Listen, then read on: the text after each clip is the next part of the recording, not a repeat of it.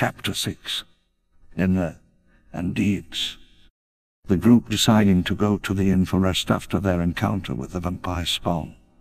Returned to find a bard play poorly on a lute, but telling a fascinating tale about a dragon, and a group of knights who served it, who came to conquer evil, but were corrupted, and failed in their quest.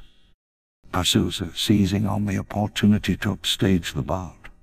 Celine joined in the fun, telekinetically lifting the drum-playing bard through the air, while Edgar makes a handful of thrown seeds blown around his comrade. Ion notices the show being observed from upstairs by Devin Martikov, father of the innkeeper, Owen. Getting their rest until nightfall, the group made their way toward Castle Ravenloft, being none the wiser of the man who had been observing them since they arrived in the inn.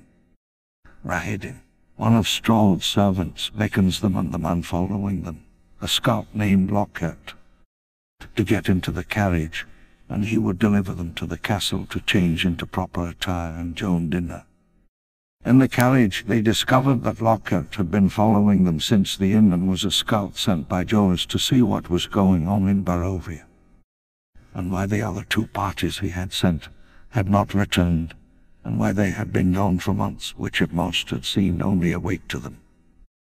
On the way to the castle, they passed a seemingly endless line of spirits, making their way toward the castle to pay their respects to the lord there. The spirits did not respond any attempt to interact with them, and once they reached the gates of the castle they simply disappeared. In the courtyard they were taken by Cyrus Belvio, a mongrel folkman, up to a room where clothes had been set out for them by Gertrude, the missing daughter from Barovia, whose mother had begged them to find her and bring her home. And Esther, a male consort, and the newest consort to be turned by Strahd. Once changed, they were escorted down to dinner with Strahd and his brides. In the hall outside, Ian was poked on the shoulder, only to turn around and find no one there at all. Esther joined his place at the table, and they all sat once Strahd had finished playing the tune he was playing on his organ, a grand instrument, and the tune had been hunting. During dinner, Strahd and his brides, Anastasia, Ludmilla, Valentin, and Esther, all drink only from their glasses. They eat no food, and the brides rarely speak, but when they do, it seems to be a pointed jet. Strahd reveals he knows much of the group, even personal details they have not revealed, or things they have done that none should have seen. He explains how he finds them all very interesting, and is impressed with how they handled themselves. He offered them a deal, the ability to leave Barovia entirely, and all they need to do is bring him Irina Kalinovich. The group opted to consider the offer, but not make any firm commitments. They also declined his offer to stay the night in the castle, when a note slipped into Ian's hands, simply saying, "Leave." Being escorted to the courtyard, some of the party saw that in the pouring rain something was being rained on but was not visible, an outline made by water droplets. Saka used his ability to see invisible creature, to see a burning horse appear in the stable and a woman, Esmeralda, who insisted on silence until they were away from this place. She joined in the coach and he spoke to her telepathically, making a deal to sit down and talk with them in the Blue Water Inn the next day.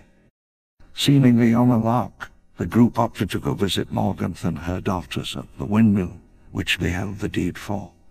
The plan being to either kick them out of the pie-making workshop, or collect rent from them. After being laughed at by one of Morganth's daughters, they were told to leave and come back when her mother was there. Edgar coolly took to tossing the place, and trying to intimidate the daughters to leave the property since they held the deed. Ian snuck away into the second floor of the building.